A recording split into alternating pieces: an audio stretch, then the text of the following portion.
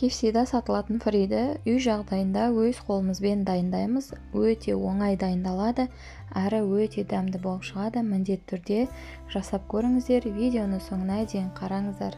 Қыздар, менің каналымда бұдан да басқа көптеген пайдалы рецепттерді таба аласыздар. Сол себепті менің каналыма тіркелуді ұмытпаңыздар. Ең алдымен картоптарымызды жақсылап аршып, жуып аламыз. Одан кейін осындай бөліктерге бөліп, барлығын тураймыз.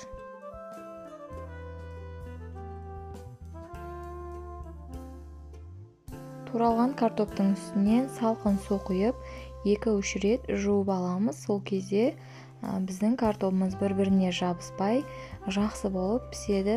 Міне осындай жақсы болып жуылу керек.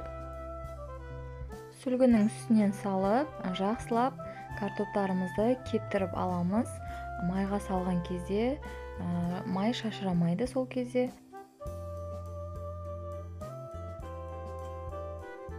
Қазанға көп мөлшерде май құйып, жақсылап қыздырамыз. Қызыған майдың үстінен фриларымызды салып, қызарғанға дейін жақсылап қуырамыз.